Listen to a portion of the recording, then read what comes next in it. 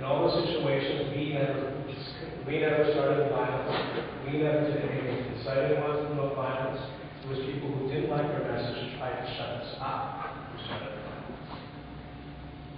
So the characterizations are quite inaccurate. If they actually were willing to engage, as I said in that room, I am more than happy to engage them and answer their questions. The problem is they're not willing to listen. And that's where they raise it.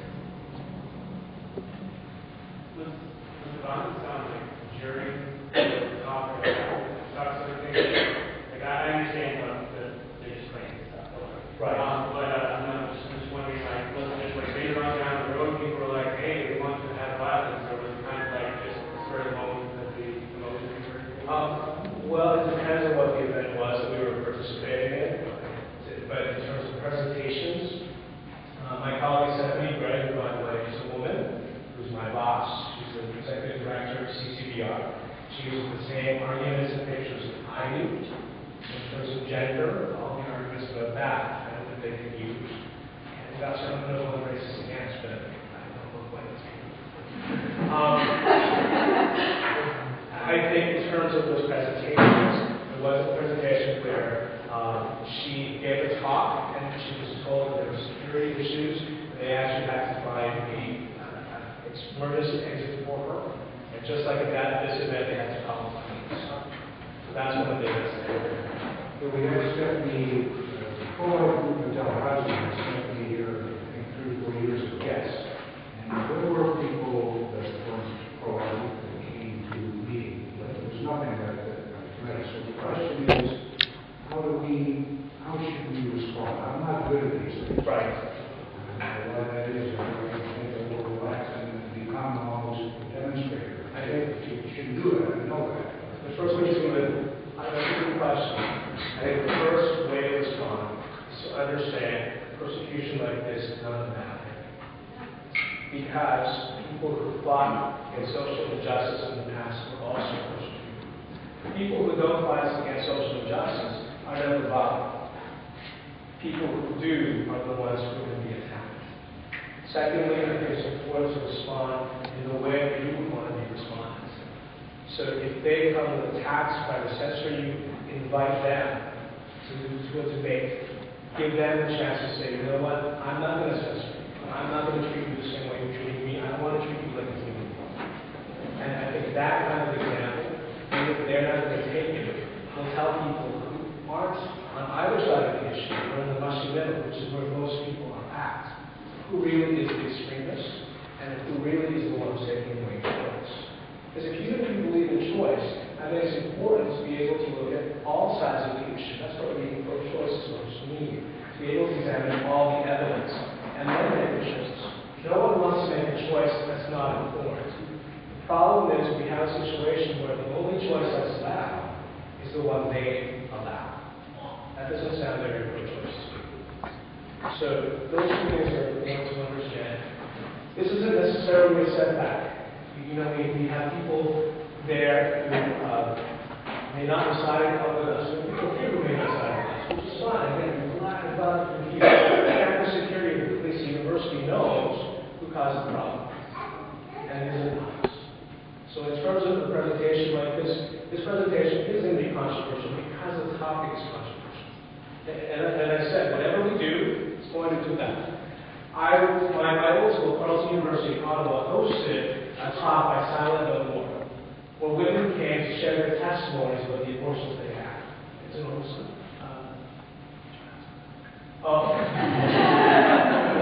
This is story. I won't yell at that. What happened was protesters actually came to the event as well, and they started protesting Silent No More. Silent No More wasn't using pictures. They weren't comparing abortion to genocide and the Holocaust. They weren't doing anything like that. And then even as the pro-life just simply shared their story, they were silenced by these protesters. So campus security came, looked at what was going on, saw the protesters, and kicked out Silent No More. That's because it doesn't matter what we do, there's always going to be people who won't like what we do.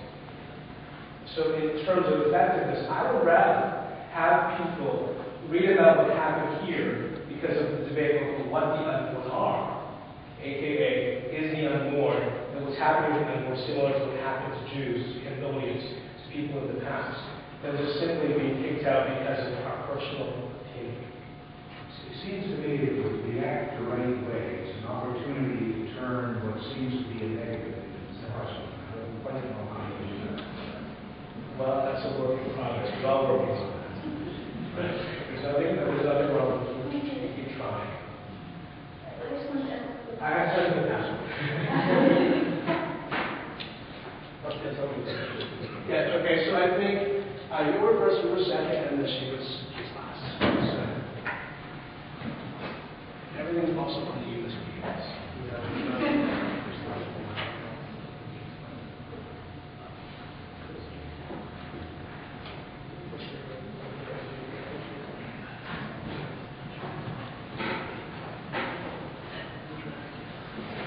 Yes, the gentleman back. Yes. I completely respect any individual's opportunity to voice their opinion on any matter, whether it's a ratified study on campus or not. People have that opportunity. What I do think might have mitigated the problems tonight, because this is in an academic setting, is to have had an open debate between both sides. And I think that might have provided more of a venue to hear the different opinions. We might have had the same sort of interruption during the presentation. Yes, so what's your name? Chris. Chris, thank you, Chris, for that. Let me just tell you, I'm more than happy to speak. I do debates professional, and I do debates across the country. The problem is on the other side is not debates. If they were willing to, I come back. Right. And I think that part of the organizing of this event should have taken into consideration trying to find someone to do that. And I do take that comment if someone did put in the effort to try and find someone. I did. I contacted two groups at the Medical Students for Choice and Legal Students for Choice. Medical Students for Choice declined, said they wasn't enough time. Once they saw what JoJo did for a debate, they said they didn't have time to get this ready.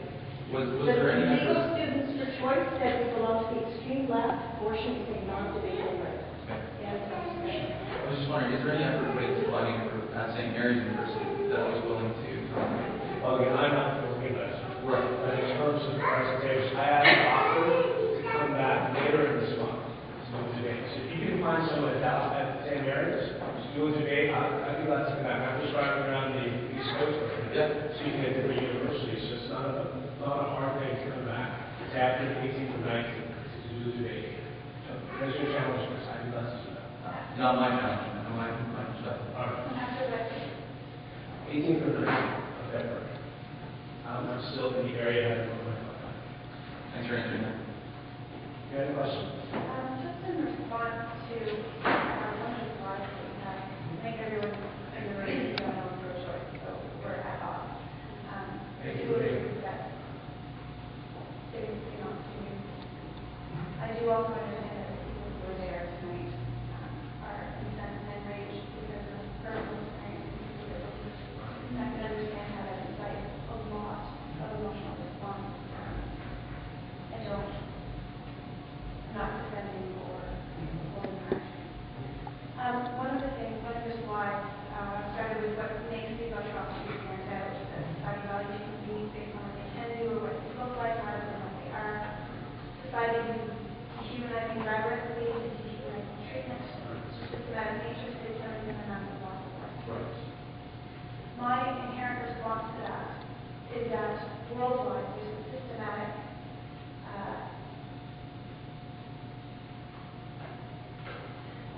emotional about it, because women die all the time because of poorly performed abortion.